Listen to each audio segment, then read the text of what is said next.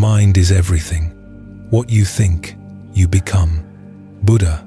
And perhaps that is why, even at night, when the body has finally grown still, the mind continues wandering through 1,000 thoughts that refuse to rest. You know that feeling, don't you? The room is quiet, yet inside your head the noise keeps running. Worries about tomorrow, echoes of yesterday, and the quiet fear that maybe you're not living the way you hope to. What's remarkable is that people across centuries have struggled with the very same unrest. That is why Zen teachers from Japan, China, and across Asia left behind stories as soft as breath, yet powerful enough to heal. Like Kenji, who carried the suffering of the world until he learned to put the stone down, or Hogan, who traveled half a lifetime only to discover that true worth has nothing to do with recognition, or Chiyono, who awakened at the moment her bucket broke and the moon vanished from the water. These stories don't shout, lecture, or overwhelm. They simply remind us that peace is not found in controlling everything, but in releasing enough to return to ourselves. And tonight, as you all breathe a little slower, let each of these quiet teachings settle into your heart like small lanterns lighting the path back to the calm you've been longing for. Let us begin our journey with a story about compassion and the burden we often place upon ourselves. This is the weight of the world. In a peaceful monastery nestled among rolling green hills, a young monk named Kenji lived with deep sincerity and an open heart. Every morning he would rise before dawn to meditate, and every evening he would walk the monastery grounds in quiet contemplation. His dedication to practice was evident to all who knew him, yet something troubled his spirit deeply. Each day, as Kenji read the news from the outside world, or heard travelers speak of distant suffering, his heart would grow heavier. Wars raged in foreign lands, children went hungry in nearby villages, sickness spread through communities, and cruelty seemed to flourish wherever he looked. The weight of all this suffering pressed down upon him like a mountain, making it difficult to breathe, let alone find the peace that his practice promised. One morning, unable to bear it any longer, Kenji approached his master, Roshi Tanaka, who was tending to the small monastery garden. The elderly teacher moved slowly among the vegetables, pulling weeds with careful attention, his weathered hands gentle with each plant. "Master," Kenji began, his voice heavy with anguish, "I feel the suffering of all beings pressing upon my heart. I see the wars, the hunger, the sickness, and the endless cruelty that humans inflict upon each other. This weight is crushing me. How can I possibly find peace when the world is drowning in such turmoil? How can I sit in meditation when others are in agony?" Master Tanaka looked up from his radishes, his eyes kind but piercing. Without speaking, he gestured toward a large, smooth river stone that sat at the edge of the garden path. The stone was beautiful in its simplicity, worn smooth by countless years of water and weather, but it was clearly very heavy. "Pick it up," the master instructed quietly. Though puzzled, Kenji obeyed. He bent down and with considerable effort lifted the stone. It was even heavier than it appeared, and his muscles strained under its weight. His back began to ache almost immediately. "Now," said Master Tanaka, returning to his weeding, "carry it with you for the rest of the day. Do not put it down.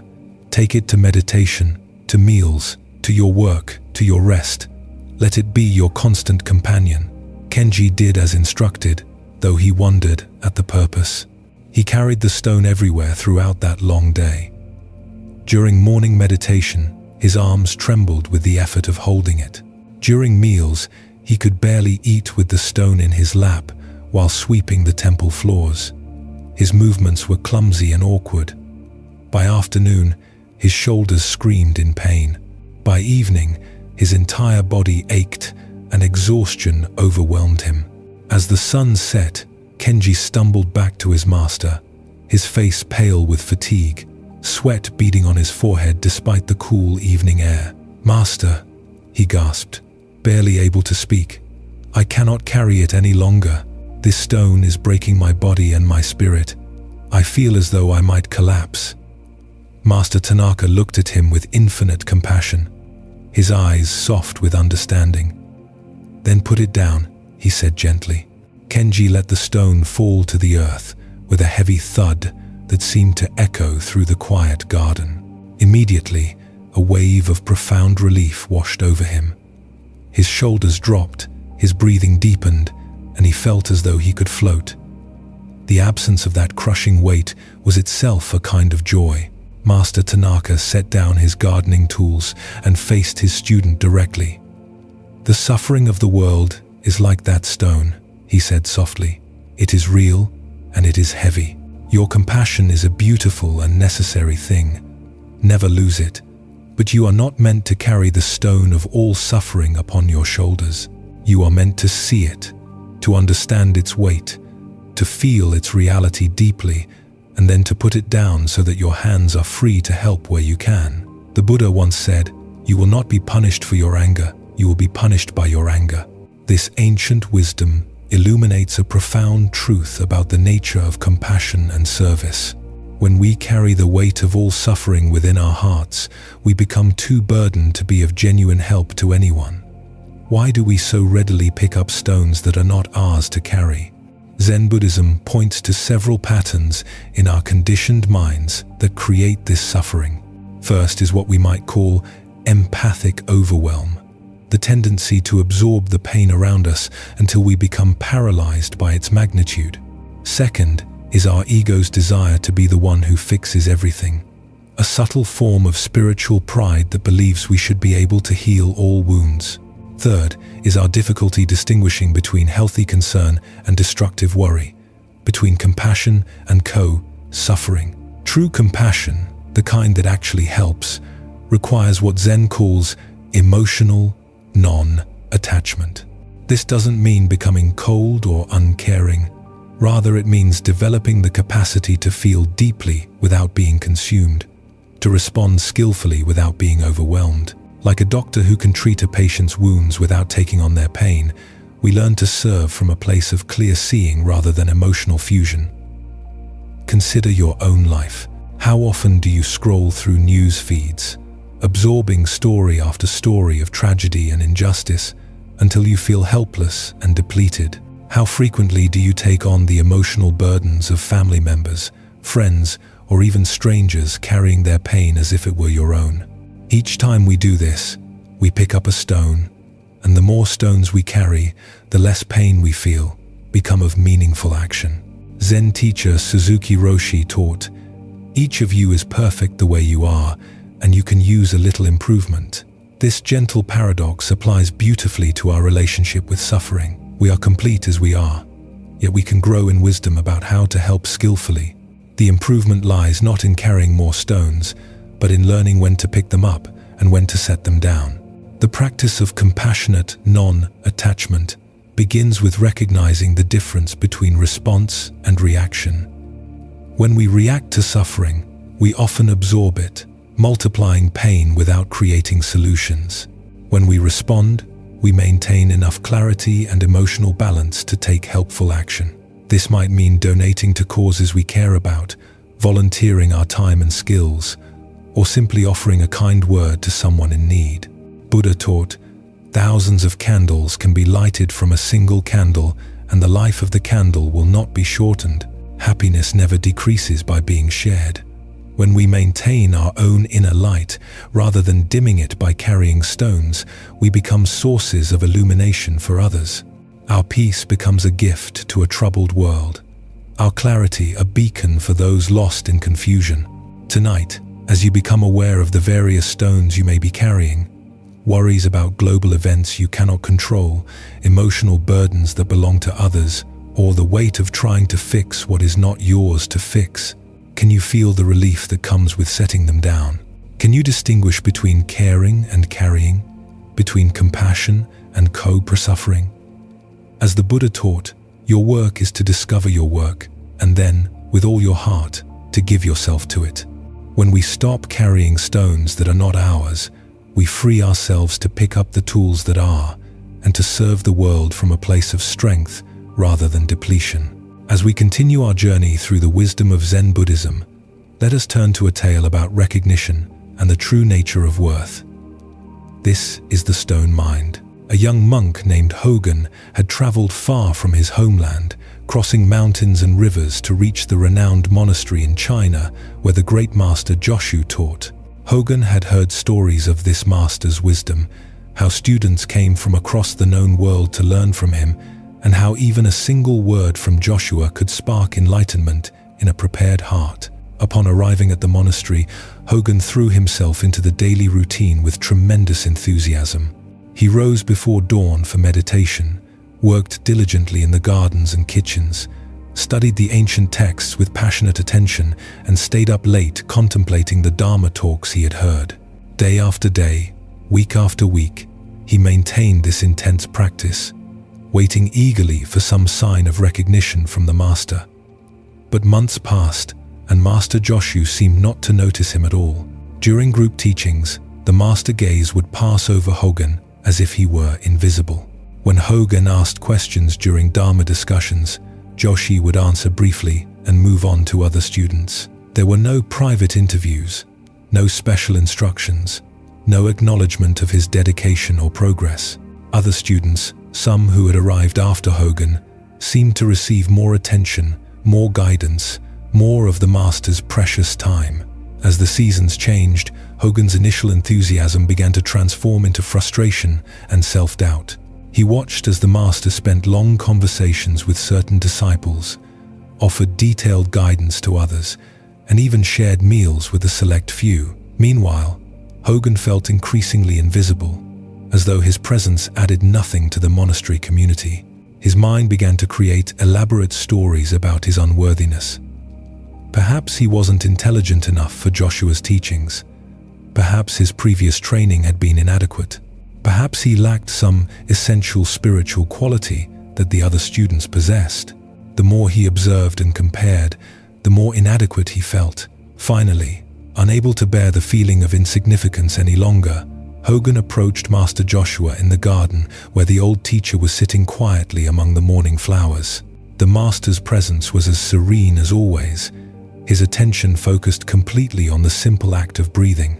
"Master," Hogan began, his voice thick with disappointment and wounded pride, "I have been here for many months, practicing with complete dedication. I have tried to be a good student, to follow the way faithfully. Yet you have given me no personal guidance, no special attention, no recognition of my efforts. I feel like nothing more than a worthless stone lying forgotten in this monastery courtyard. Since I am clearly of no value here, I have decided to leave and seek teaching elsewhere." Master Joshu looked up slowly, his ancient eyes twinkling with something that might have been amusement.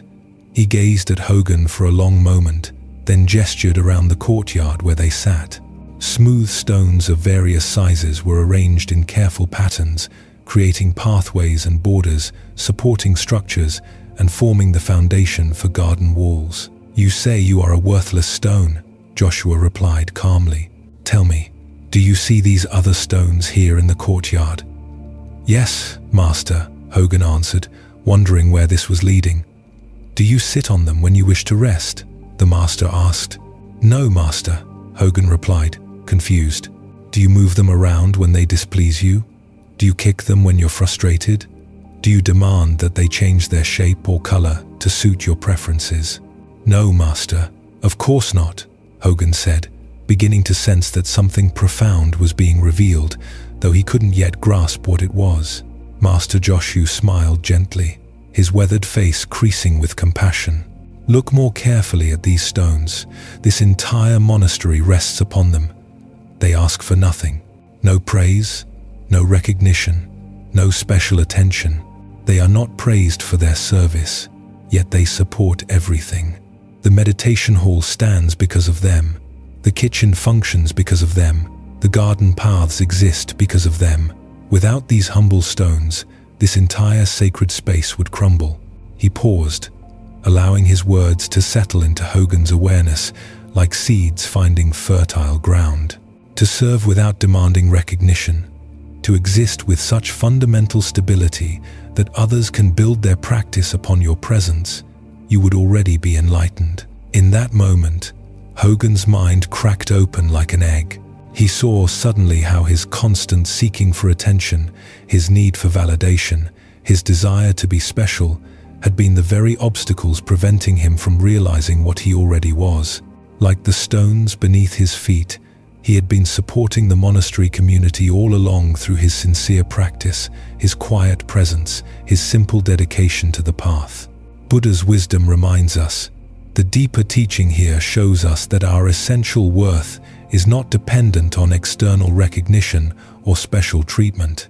Like the stones supporting the monastery, our true value lies not in being noticed, but in our fundamental capacity to support and sustain what matters. Why do we struggle so intensely with the need for recognition? Zen Buddhism points to several layers of conditioning that create this pattern.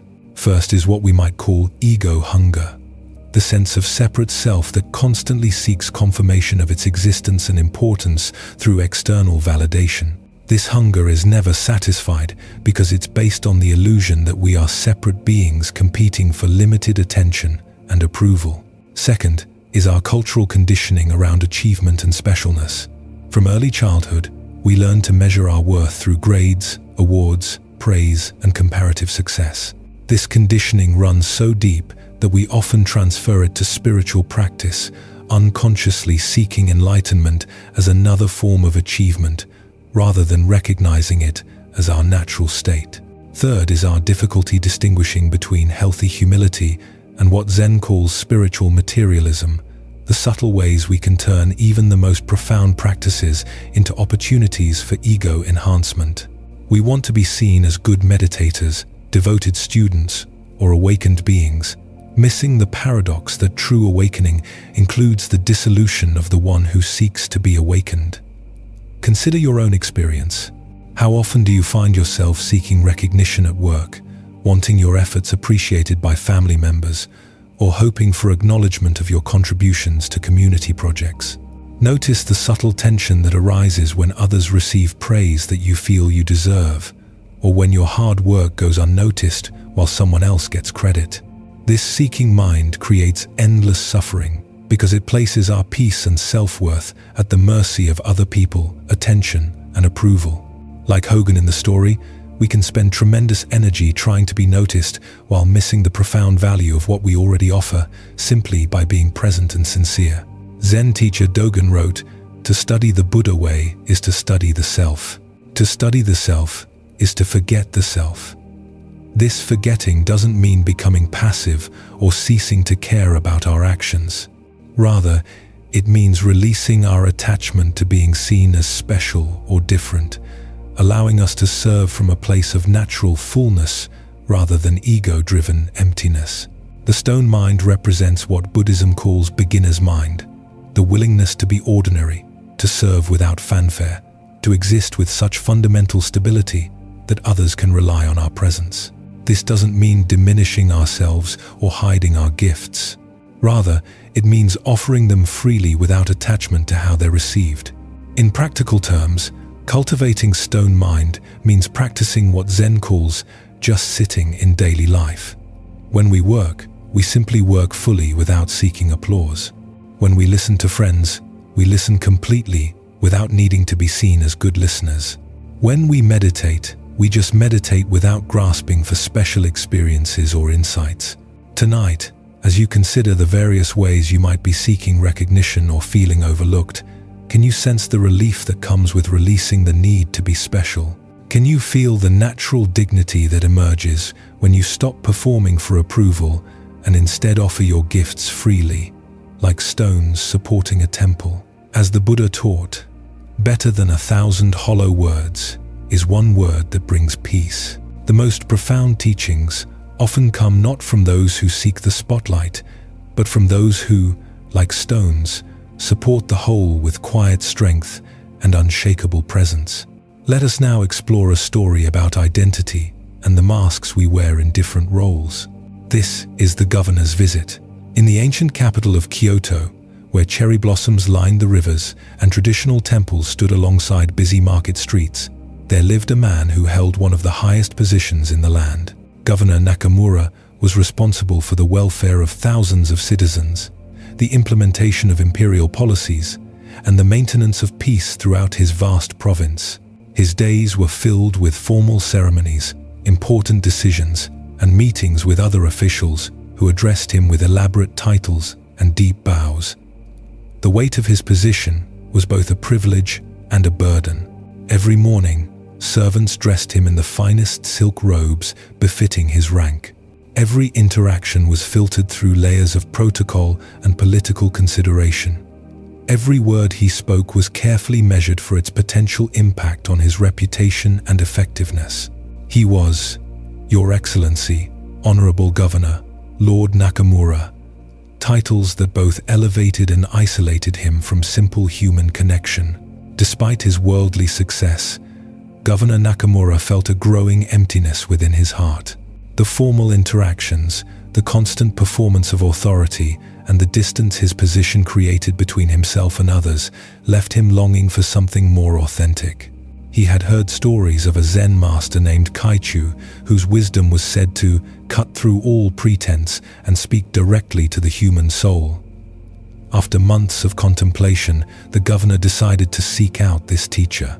On a quiet morning, Governor Nakamura made his way to Master Keichu's simple hermitage on the outskirts of the city.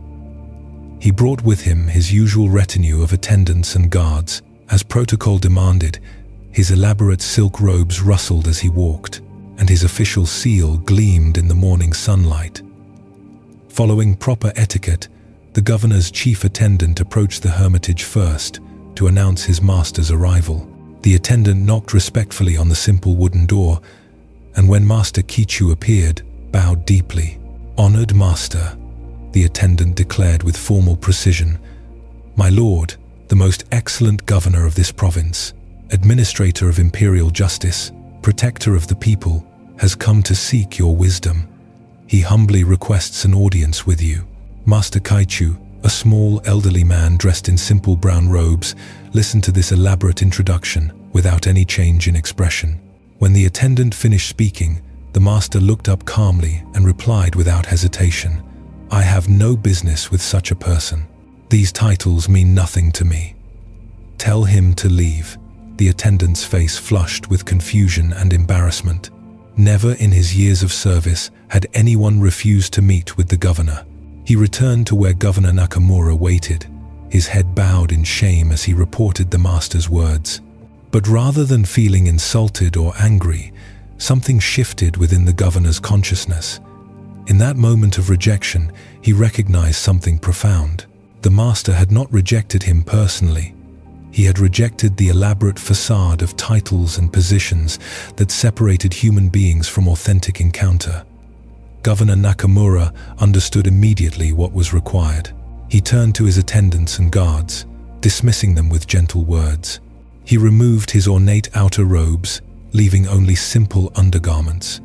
He washed the formal cosmetics from his face and tied back his hair in a simple style.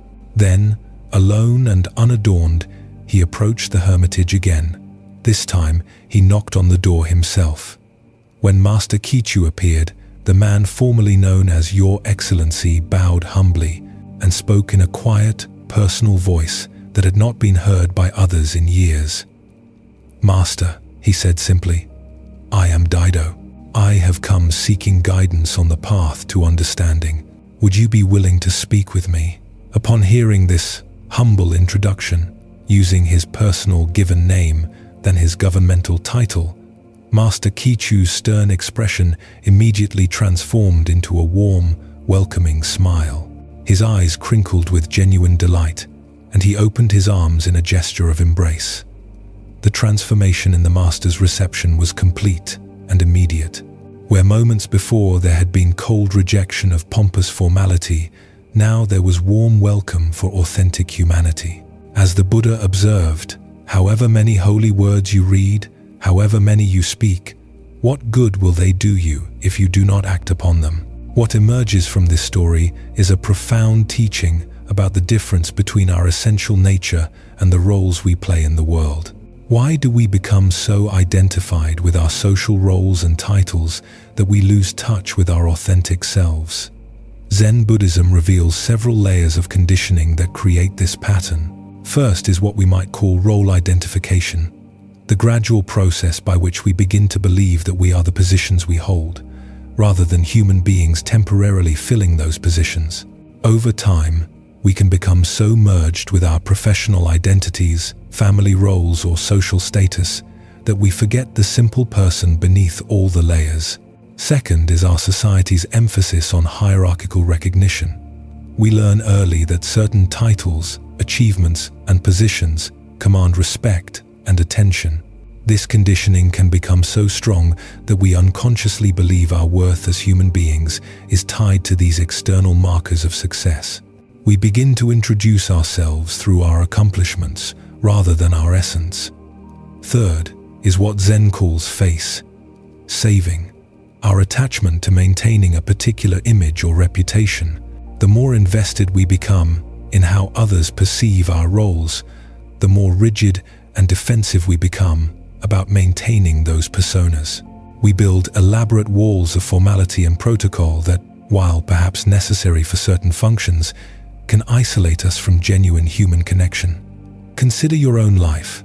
Notice how differently you feel and behave when you're at work versus at home versus with close friends. While some adaptation to context is natural and appropriate, where might you be hiding behind professional titles, social roles, or family positions in ways that prevent others from knowing who you really are? This pattern shows up in subtle ways throughout our daily interactions. We might introduce ourselves as Dr. Smith rather than Mary, emphasizing credentials over personhood. We might interact with service workers differently. When we're dressed professionally versus casually, we might find ourselves speaking differently when we're in positions of authority versus when we're asking for help. The teaching here isn't that social roles are inherently problematic. Governments need governors, hospitals need doctors, families need people. Rather, it's about maintaining awareness of the difference between the temporary roles we play and our enduring humanity. Master Kaiju wasn't rejecting governance or suggesting that social organization is worthless. He was pointing to the spiritual danger of becoming so identified with external roles that we lose access to our authentic selves. Zen teacher Alan Watts wrote, "We are living in a culture entirely hypnotized by the illusion of time." We might add that we're also hypnotized by the illusion of fixed identity. We believe we are our job titles, our relationship roles, our social positions, when in reality, these are simply temporary costumes we wear while playing our parts in the human drama. The practice of what we might call essential meeting involves learning to recognize and connect with the fundamental personhood in ourselves and others, regardless of the roles and titles that might be present in the interaction. This doesn't mean ignoring appropriate social protocols or abandoning professional boundaries. Rather, it means maintaining awareness of the human being who exists both within and beyond these structures. When Governor Nakamura became simply Daido, he didn't lose his governmental responsibilities or his capacity to serve his province effectively. Instead, he gained access to wisdom and connection that could actually enhance his service by grounding it in genuine humanity, rather than mere authority. Tonight, as you reflect on the various roles and identities you carry throughout your day, can you sense the simple person who exists beneath all the titles and positions? Can you imagine what it might feel like to meet others and be met from this place of essential humanity rather than through the filters of social hierarchy?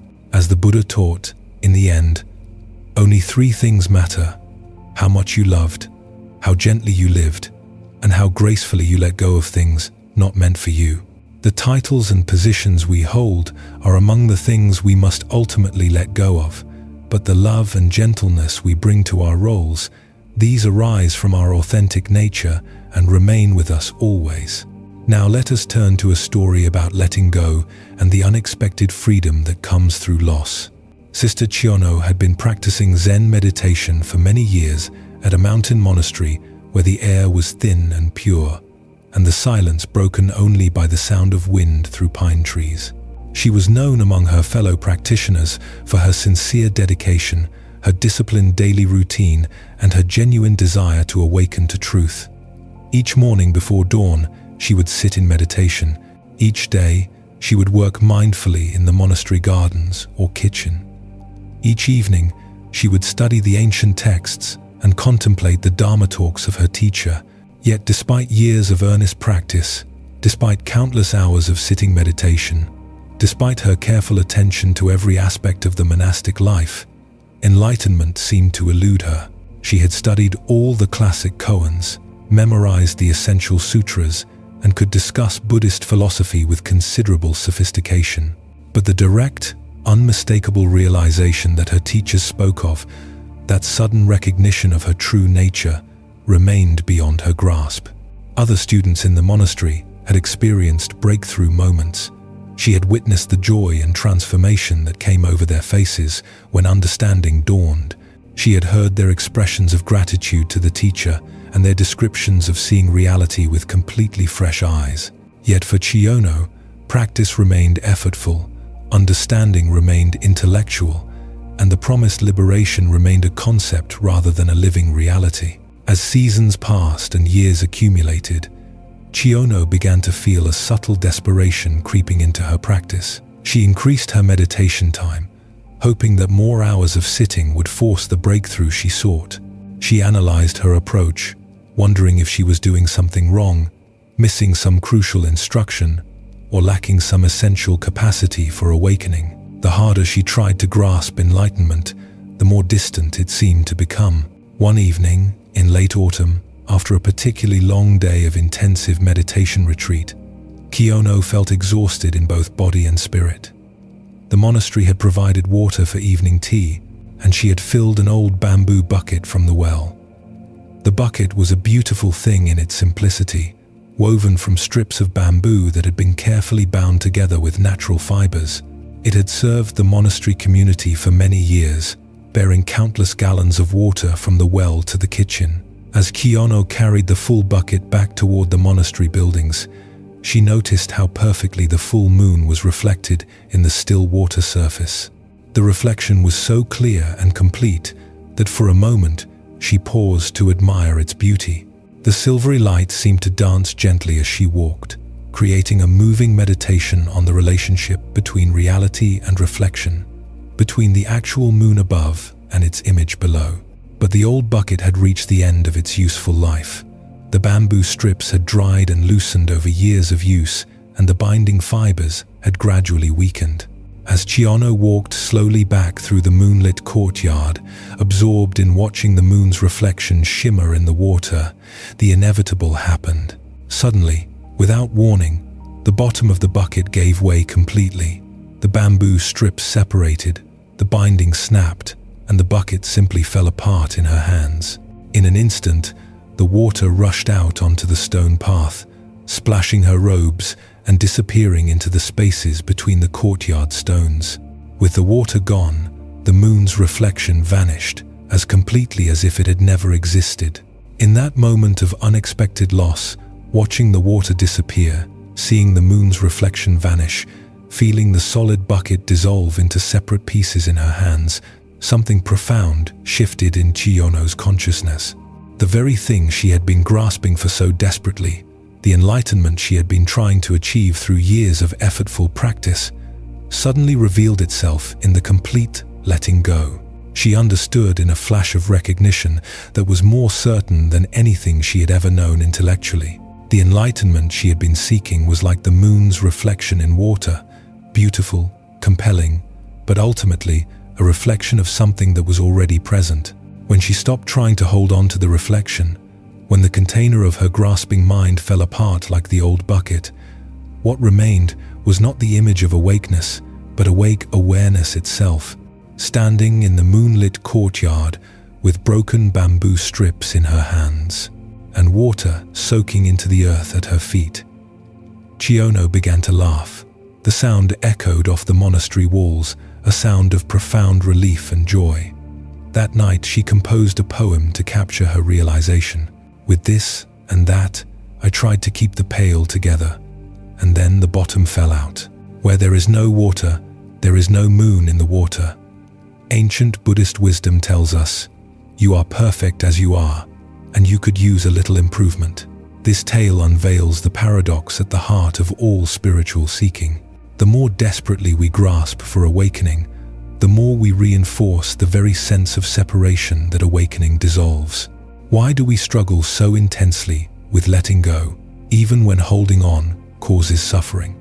Zen Buddhism points to several deep patterns in our conditioned consciousness. First is what we might call attainment mind, the belief that peace, happiness, or fulfillment exists somewhere other than where we are right now. This creates endless seeking, constantly reaching toward a future state while missing the completeness of present experience. Second is our attachment to method and technique.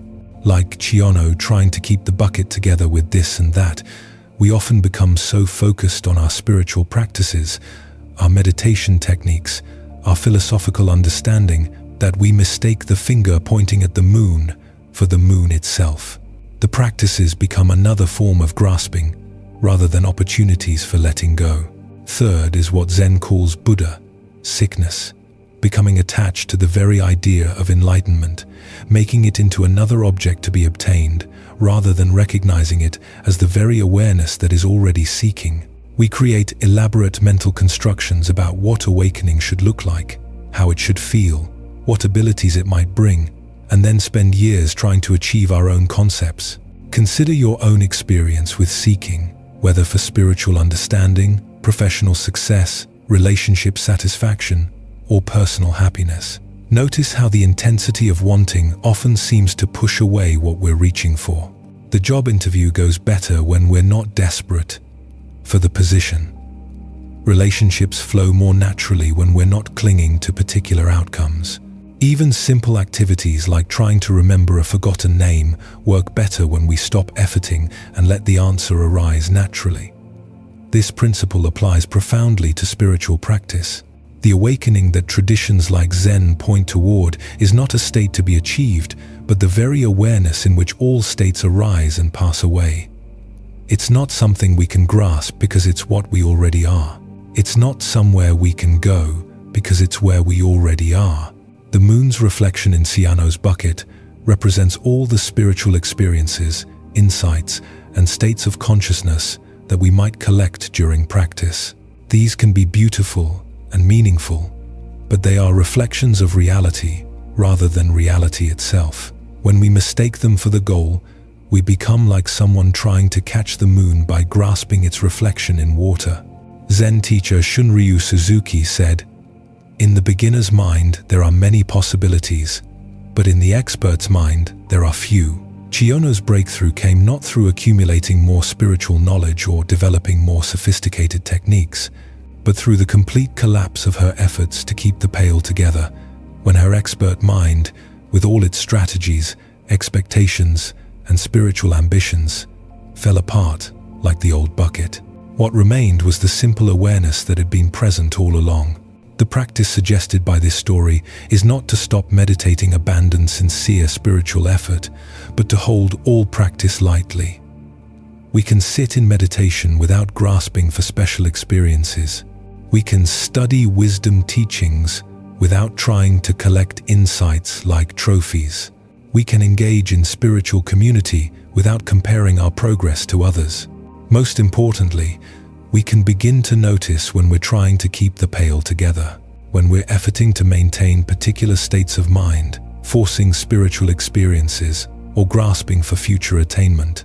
In those moments, we can practice what Zen calls just sitting, simply being present without agenda, allowing whatever arises to arise and pass away naturally. Tonight, as you consider what you might be trying to grasp or achieve in your own life, can you sense the relief that might come with letting the bottom fall out? What would remain if you stopped trying to hold together your concepts about who you should be, what you should accomplish, or what your life should look like? As the Buddha taught, letting go gives us freedom, and freedom is the only condition for happiness. True freedom comes not from getting what we want, but from releasing our attachment to wanting itself. When the water spills and the reflection disappears, what remains is the moon itself, luminous, complete, and closer than we ever imagined. Let us explore a story about the extraordinary nature of ordinary life. This is the real miracle. Master Bankei was renowned throughout Japan for his direct and uncompromising approach to Zen teaching. Unlike many teachers who relied on elaborate rituals, complex philosophical discussions, or dramatic demonstrations of spiritual power, Bankei had a gift for pointing people toward the simple truth that was already present in their immediate experience. His monastery attracted students from many different Buddhist schools, as well as curious visitors who had heard stories of his unconventional wisdom. One day, a practitioner from another Buddhist lineage came to visit Bankei's monastery. This visitor had spent years following a teacher who was famous for his supernatural abilities and miraculous powers.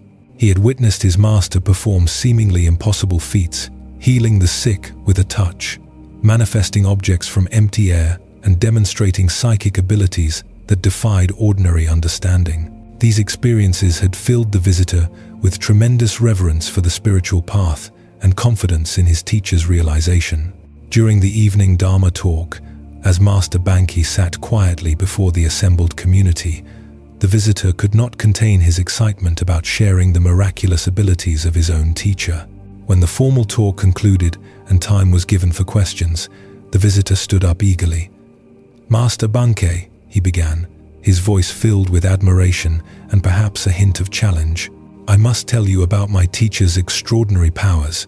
Our founder was a truly great man, a living saint who could perform the most amazing miracles. Just last month, I witnessed him write a holy name through the air, across a wide river, and the sacred characters appeared blazing in the sky for all to see. The entire village was filled with wonder and devotion.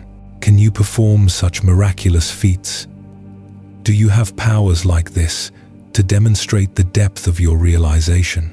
The visitor sat down, clearly expecting to be impressed by Bankei's response, perhaps hoping to witness some supernatural demonstration or at least hear descriptions of equally marvelous abilities. The other students in the hall turned their attention to their teacher, curious how he would respond to this implicit challenge. Master Bankei remained completely still for several moments, his expression neither defensive nor dismissive, but simply present and attentive. When he finally spoke, his voice was quiet and matter-of-fact, without any trace of competition or superiority. "Perhaps your teacher can indeed perform that kind of miracle," Bankei said calmly. "I do not doubt what you have witnessed, and I have no criticism of such demonstrations, but I must tell you honestly, that is not my way. Such powers do not interest me, and I do not cultivate them." The visitor looked somewhat disappointed and pressed further. "But Master, if you cannot perform such wonders, what then distinguishes your teaching? What is your miracle? How do we know that you have achieved genuine realization?" Master Bankei's eyes twinkled with the kind of gentle humor that often accompanies profound truth. He looked directly at his questioner with complete sincerity and replied, "My miracle is this: when I feel hungry, I eat. When I feel thirsty, I drink. When I am tired, I sleep. When spring comes, I notice the flowers blooming. When winter arrives, I observe the snow falling. This is my miracle, to be completely present for the simple reality of each moment." The hall fell into deep silence as the implications of this teaching settled into the awareness of everyone present. The visitor, who had come expecting supernatural demonstrations, found himself confronted with something far more challenging: the invitation to recognize the miraculous nature of his own immediate experience. The Buddha taught, there are only two mistakes one can make along the road to truth: not going all the way and not starting. The heart of this lesson lies in recognizing that the miracle we seek is not hidden in extraordinary demonstrations, but reveals itself in the complete embrace of ordinary experience. Why do we overlook the miraculous nature of our everyday existence? Zen Buddhism reveals several layers of conditioning that blind us to what is always already present. First is what we might call spiritual materialism, the unconscious belief that enlightenment must be dramatic, supernatural, or visibly impressive. We imagine that awakened consciousness should produce extraordinary powers, mystical visions, or at least some obvious signs that distinguish the enlightened from the ordinary. Second is our habituation to the familiar. The mind tends to dismiss as mundane precisely those experiences that are most constantly available. Breathing, seeing, tasting, feeling, the simple fact of awareness itself. We become so accustomed to these fundamental miracles that we stop recognizing them as miracles at all. It's as if we're fish who have forgotten the water we swim in.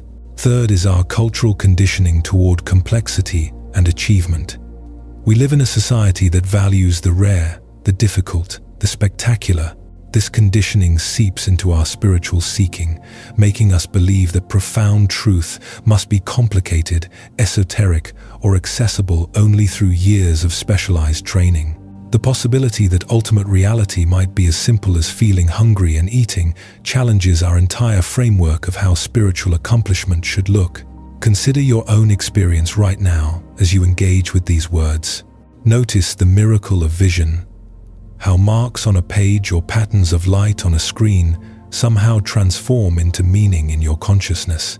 Observe the mystery of understanding, how abstract concepts arise in awareness without any effort on your part. Feel the rhythm of breathing that continues without your direction, the beating of your heart that sustains life moment by moment. These experiences are so ordinary that we typically ignore them completely, yet each one represents a profound mystery that no science can fully explain. How does consciousness arise from matter? How does awareness recognize itself? How does meaning emerge from pattern? These are questions that point to the miraculous nature of the most basic aspects of existence. Master Bankei's miracle of eating, when hungry and drinking when thirsty, points to what Zen calls natural functioning, the spontaneous responsiveness of awakened consciousness to the needs of each moment. This doesn't mean being reactive or impulsive, but rather developing such intimate attunement to present reality that appropriate action arises naturally without the interference of excessive thinking. Second, guessing, or spiritual ambition. Zen teacher Dogen wrote, "To study the Buddha way is to study the self. To study the self is to forget the self. To forget the self is to be actualized by myriad things." When we stop trying to be spiritual in some special way, when we abandon the search for extraordinary experiences, we become available to be completely present for the myriad small miracles that make up each day. This teaching doesn't diminish the value of dedicated practice, intensive meditation, or sincere study of wisdom traditions. Rather, it points to the ultimate goal of all such practices, not to achieve supernatural powers or accumulate spiritual experiences, but to become so naturally responsive to reality that our actions flow effortlessly from clear seeing rather than from ego-driven seeking. The miracle of eating when hungry extends to every aspect of daily life. It means speaking when speech is called for, and remaining silent when words would be unnecessary. It means working with full attention when work is required, and resting completely when rest is needed. It means feeling emotions fully as they arise, without either suppressing them or being overwhelmed by them. In practical terms, cultivating appreciation for ordinary miracles begins with what Zen calls beginner's mind, approaching familiar experiences with fresh attention, as if encountering them for the first time.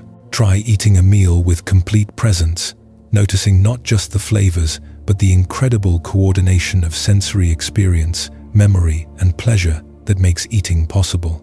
Pay attention to a conversation with a friend, marveling at the mysterious process by which thoughts in one mind somehow communicate themselves to another. Notice the miracle of sleep, how consciousness dissolves each night and reconstitutes itself each morning. Observe the daily resurrection of awareness from the small death of unconsciousness.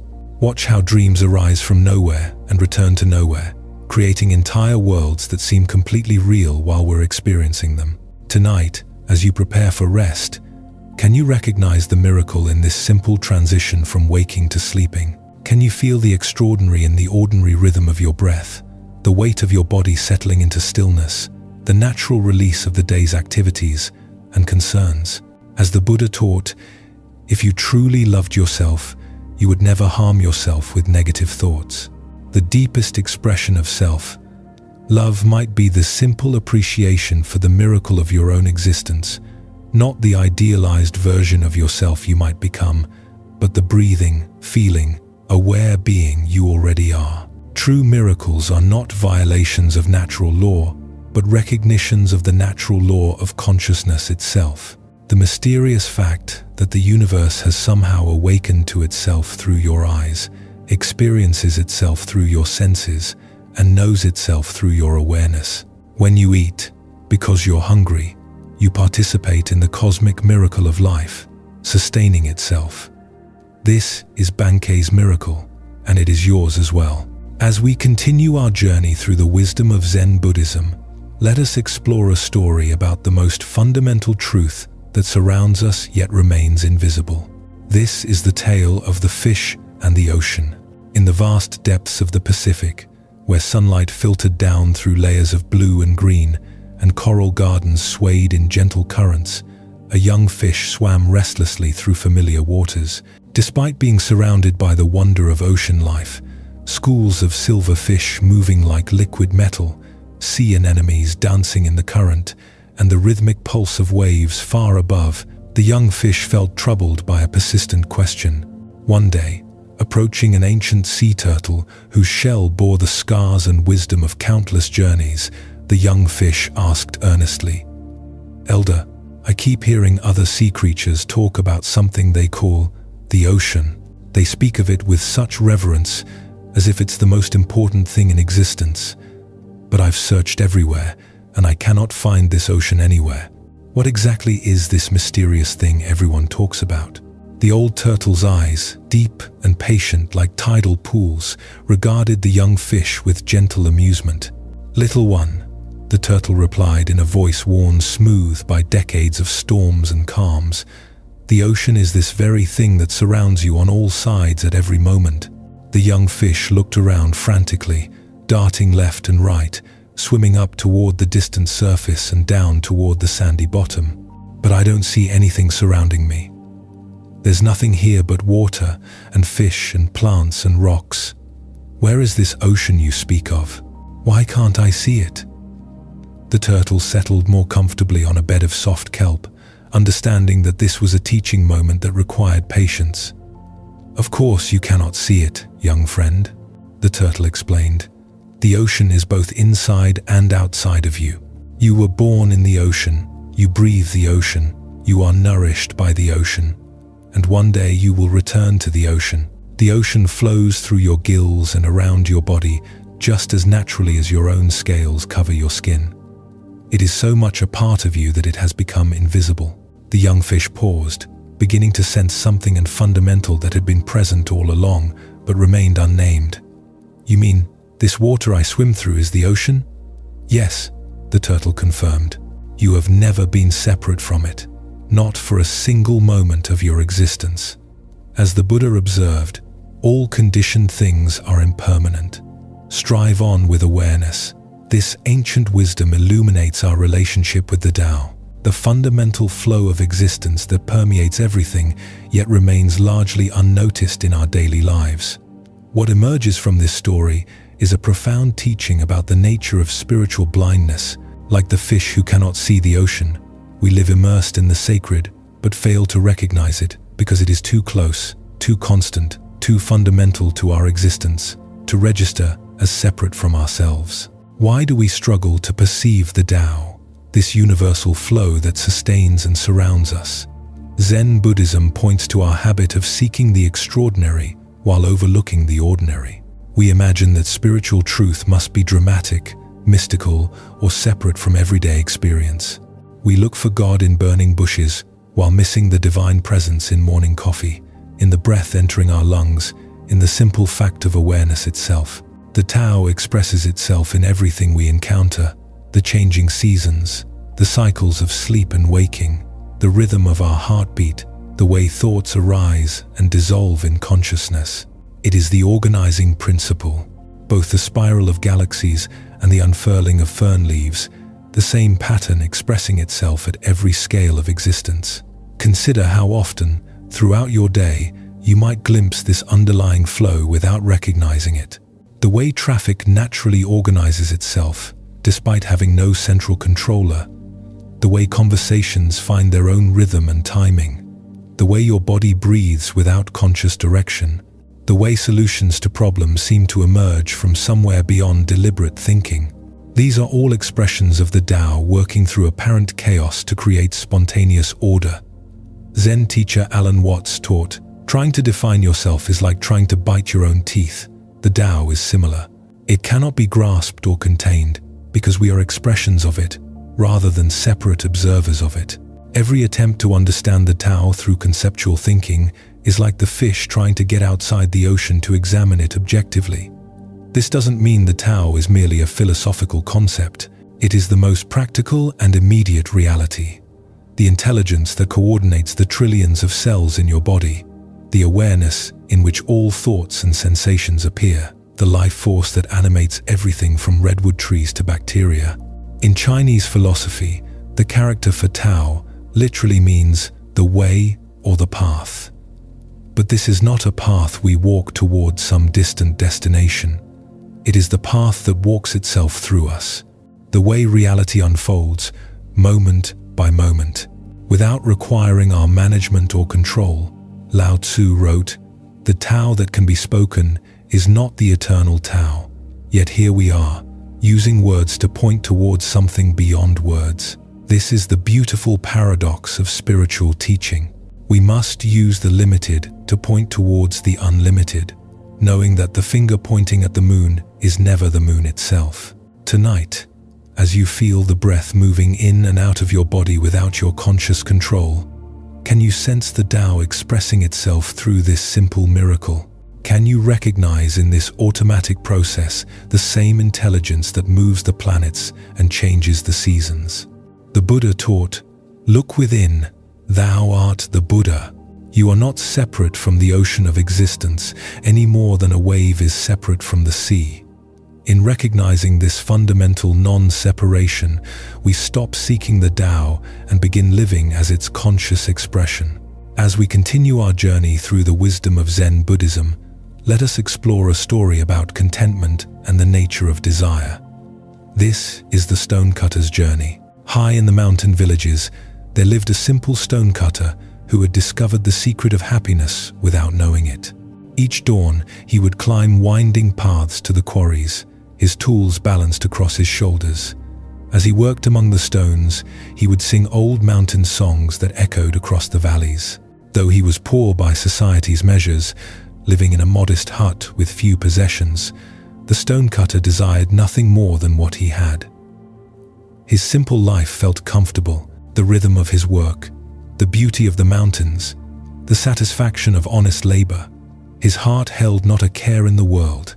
One day he was called to work on the grand mansion of a wealthy nobleman. As he approached the estate, his eyes widened at the magnificence before him. Marble columns reached toward the sky. Gardens sprawled in perfect symmetry. For the first time in his life, the stonecutter felt the sharp pang of desire pierce his contentment. "If only I were rich," he sighed, "then I would not have to earn my living in sweat and toil as I do now." To his amazement, a voice whispered from the stones, "Your wish has been granted. Henceforth, anything you desire will be given to you." He returned home that evening to find his humble hut replaced by a mansion as magnificent as the nobleman's. Overwhelmed with joy, he abandoned his tools and began enjoying the luxurious life of the wealthy. But one hot afternoon, gazing from his ornate window, he saw the king's royal procession passing by. The monarch sat in cool shade, surrounded by noblemen and servants, appearing serene and powerful above the common heat. "How I wish I were a king myself," he thought, and immediately found himself reclining in silk cushions within the royal carriage. But the carriage proved warmer than expected. Even through thick walls, the sun's heat penetrated relentlessly. "I wish I were the sun," he declared, and found himself sitting waves of light and heat across the universe. As the sun, he felt magnificent and all-powerful. until thick storm clouds gathered, completely blocking his rays. I wished to be a cloud, and so he became a massive storm cloud, glorying in his power to block the sun. But as he transformed into falling rain, he encountered an enormous rock that blocked his path completely.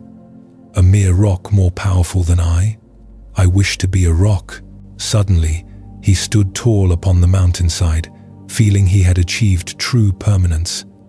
But soon, he heard chipping sounds at his base. Looking down, he saw a tiny human figure, cutting chunks of stone away. A puny creature, more powerful than me. I want to be a man again. And so he found himself once more, a stonecutter, climbing familiar mountain paths. But now, something had changed. As he shaped stones and felt mountain breezes, his heart swelled with deep contentment. His song returned, richer than before, because he had learned to be content with exactly who he was. The Buddha once said, "This ancient wisdom illuminates the endless cycle of wanting that keeps us from recognizing the abundance already present in our lives." Why do we chase after different conditions, always believing happiness lies in the next transformation? Each desire fulfilled only reveals the next desire, creating an endless cycle of dissatisfaction. The stonecutter's journey reveals the futility of seeking happiness through external circumstances. Consider your own versions of this cycle. I'll be happy when I get promoted, only to discover new stresses. I'll be content with more money, only to find greater wealth brings new worries. Each achievement reveals the next mountain to climb. Zen teacher Suzuki Roshi said, "Each of you is perfect the way you are, and you can use a little improvement." This paradox points to the heart of contentment, the ability to fully accept what is, while still engaging wholeheartedly with life's natural changes. The stonecutter's final transformation wasn't into something greater, but into appreciation for what he had always been. His work remained the same, but his relationship to life was completely transformed. Contentment isn't found in having different experiences, but in bringing different awareness to whatever experiences arise. Tonight, as you notice the mind's habitual reaching toward what's not here, can you experiment with the stonecutter's final wisdom? Can you find the song that emerges when you stop trying to be anything other than what you are? As the Buddha taught, contentment is natural wealth. Luxury is artificial poverty. The greatest transformation available isn't becoming something different, but recognizing the inherent completeness of what we already are. Our next story reveals the difference between knowledge and true awareness. This is the tale of the teacher who thought he had arrived. After a decade of intense training under various masters, studying countless texts and dedicating himself wholly to Zen practice, a monk named Tenno finally achieved what he had long sought, recognition as a qualified teacher. His understanding of Buddhist philosophy was profound.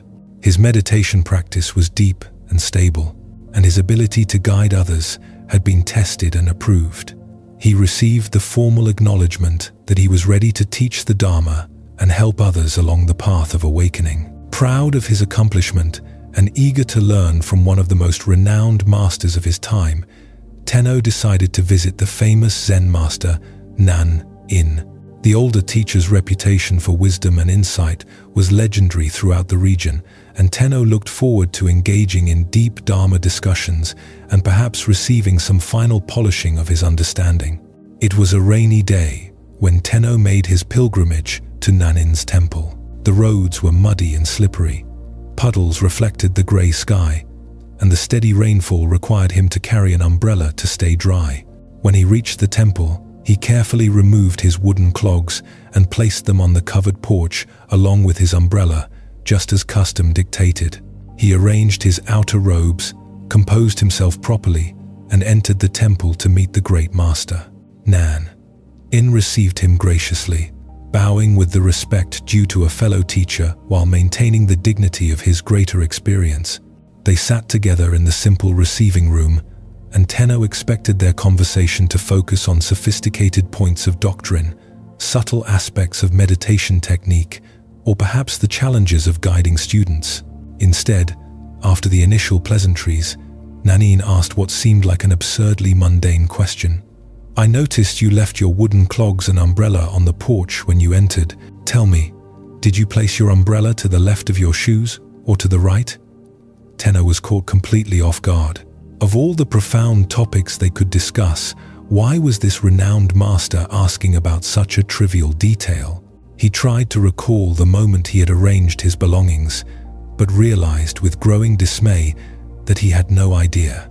He had been so focused on the importance of this meeting, so preoccupied with the impressive conversation he expected to have, that he had performed the simple act of arranging his belongings in complete unconsciousness.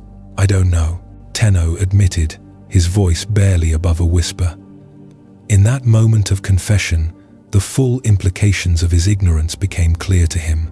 Here he was, a certified teacher of mindfulness and awareness, and he couldn't even remember a simple action he had performed just minutes earlier. Nanin smiled with infinite compassion, not mockery. Then, you have not yet attained full awareness, he said gently. Someone who is truly awake pays complete attention to every moment, every action, every detail of experience. The way you arrange your belongings reflects the same quality of attention you bring to meditation, to teaching, to all of life. In that instant, Tenno's pride in his accomplishments crumbled, replaced by a humbling recognition of how much deeper his practice needed to go. He understood that true awareness isn't something you achieve once and then possess forever. It's a quality of attention that must be cultivated and maintained in every single moment, in the most ordinary activities as well as the most exalted spiritual practices. Without hesitation, Tenno requested to become Nanin's student. For the next 10 years, he studied under the master's guidance, learning to bring the same quality of conscious attention to placing his shoes that he brought to formal meditation, to treat the arrangement of an umbrella with the same reverence he showed to sacred texts. When he finally left Nanin's temple, he was a completely different kind of teacher, one who understood that enlightenment is not a destination but a way of traveling, not an achievement but a continuous practice of complete presence. As the Buddha observed, if you want to know your past, look at your present condition. If you want to know your future, look at your present actions. What emerges from this story is the recognition that true spiritual development is measured not by our peak experiences, but by the quality of attention we bring to ordinary moments. Why do we assume that enlightenment exists only in special circumstances, formal practices, or elevated states of consciousness? Zen Buddhism teaches that awakening is found precisely in our ability to be fully present for whatever is actually happening, whether it's sitting in meditation or simply playing an umbrella beside our shoes. Tenno's mistake was common among spiritual practitioners. He had developed the ability to be mindful during designated practice periods, but hadn't yet learned to extend that same quality of awareness to everyday activities. He could be present while sitting in meditation, but unconscious while performing simple tasks. This split between spiritual activities and ordinary activities is one of the most subtle traps on the path of awakening. We imagine that consciousness is something we turn on during meditation and turn off during mundane tasks. But true practice integrates awareness into every aspect of life. Consider your own daily routine. How present are you while brushing your teeth, making coffee, or putting on your shoes? Do you perform these activities with the same quality of attention you might bring to more important tasks? The gap between formal practice and informal practice often reveals where our awareness needs to deepen. Zen Master Dogen taught, practice and enlightenment are one. This means that the quality of consciousness we cultivate in any moment is both the path and the destination. There's no separation between developing awareness and being aware. Every moment offers a complete opportunity for awakening. Nanin's question wasn't about umbrellas and shoes. It was about whether Tenno's spiritual development had penetrated into the cellular level of his daily existence.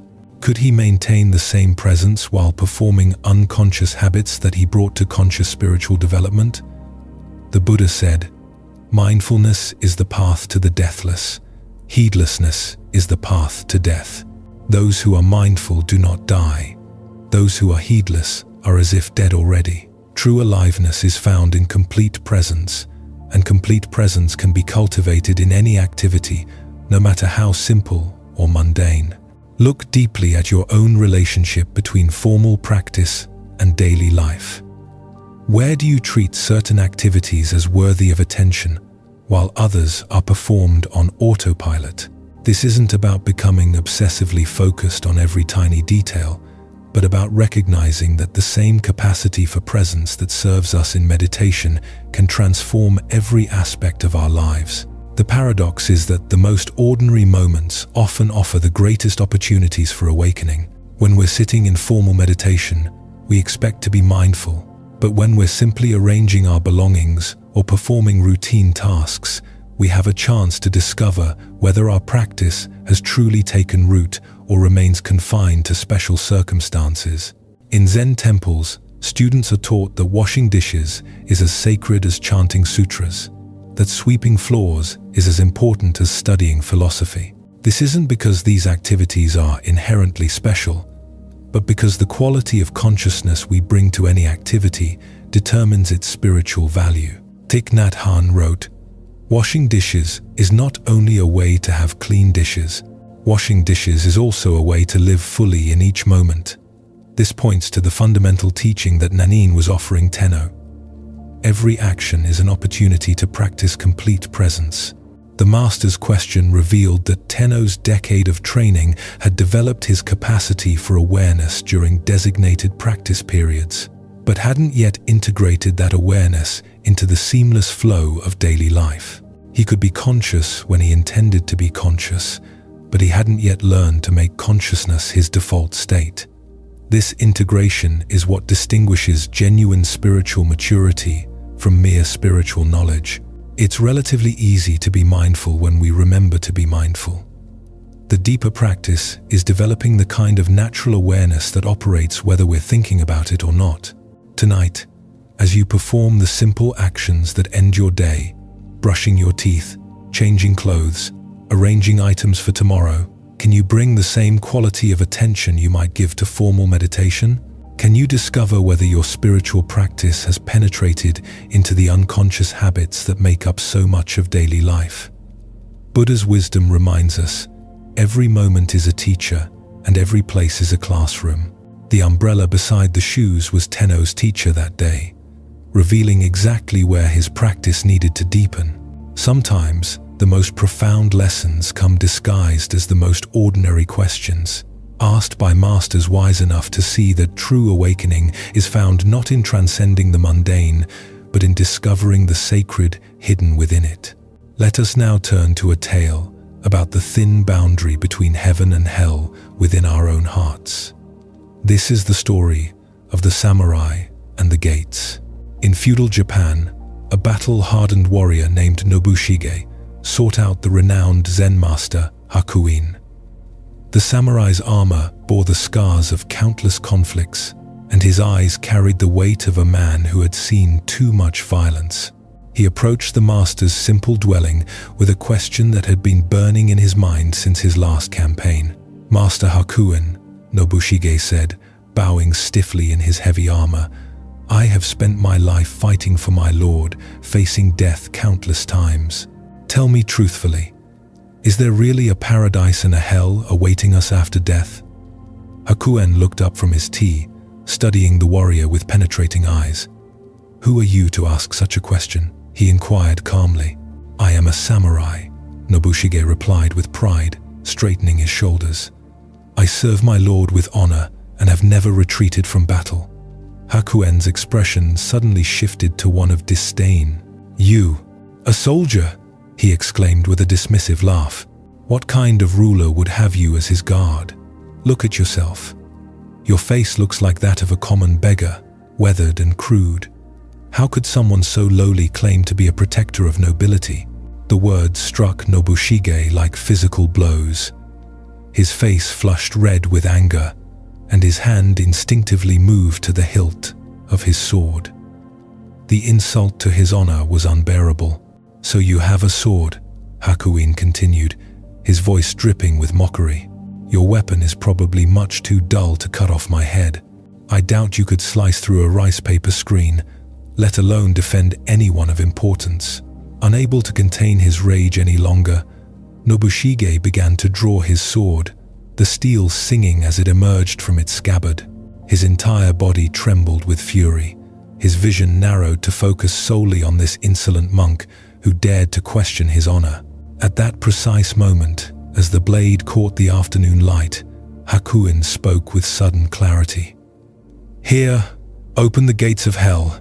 The words pierced through Nobushige's rage, like an arrow finding its target. In that instant, he saw himself clearly, consumed by anger, ready to kill over wounded pride, his mind clouded by fury. He understood that hell was not some distant realm, but the very state he inhabited in that moment. The samurai's hand froze on his sword as recognition dawned across his features. Slowly, with great reverence, Nobushige sheathed his sword and bowed deeply before the master. His anger transformed into profound gratitude. "Here, open the gates of paradise," Hakuin said gently, his voice now filled with compassion. Buddha's wisdom reminds us, hatred does not cease by hatred, but only by love. This is the eternal rule. What emerges from this story is a startling revelation about the geography of our inner world. Heaven and hell are not distant destinations, but present moment experiences we create through the quality of our consciousness. Why do we so easily find ourselves at the gates of hell?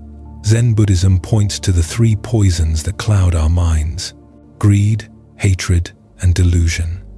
When Nobushige's pride was wounded, hatred arose instantly, transforming a peaceful afternoon into a realm of suffering.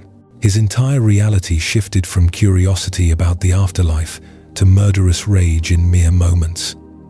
The deeper teaching here shows us that we carry within ourselves the capacity for both states. Paradise and hell are not places we go to after death. They are experiences we inhabit while living. Each moment offers us the choice between the hell of reactivity and the paradise of awareness. Consider how often throughout your day similar transformations occur. A critical email arrives, and suddenly your peaceful morning becomes a realm of anxiety and resentment. Someone cuts you off in traffic, and the spaciousness of your drive contracts into a tight knot of irritation. Thoughtless comment from a colleague and your contentment dissolves into hurt feelings and defensive thoughts. In Zen practice, we cultivate the capacity to recognize these moments of transition. Like Nobushige drawing his sword, we learn to catch ourselves at the very moment we're about to enter hell through our reactions. This recognition itself becomes the key that opens the gates of paradise. Zen master Huang Po taught, "The foolish reject what they see, not what they think. The wise reject what they think, not what they see." When we're caught in reactivity, we're rejecting the present moment, the master's teaching, the opportunity for awakening in favor of our thoughts about how things should be. The Buddha said, "Better than 1,000 hollow words is one word that brings peace." Hakuin's apparent insults were not cruelty but compassion in disguise. By provoking Nobushige's anger so skillfully, he showed the warrior exactly what he needed to see, that hell is a state of mind. We enter through our own choices. This teaching invites us to examine our own triggers. What words or situations instantly transport us to hell? Perhaps it's feeling unappreciated at work, being misunderstood by family, or facing unexpected challenges. Each of these experiences offers the same choice Nobushige faced. Will we draw our sword or recognize the teaching? Tonight, as you notice irritation arising in response to some frustration, can you remember Hakuin's lesson? Can you recognize the moment when you are about to enter hell through your reactions and instead choose the paradise of awareness, as the Buddha taught? What we think we become. In each moment, we are either opening the gates of hell through unconscious reactivity or opening the gates of paradise through mindful presence.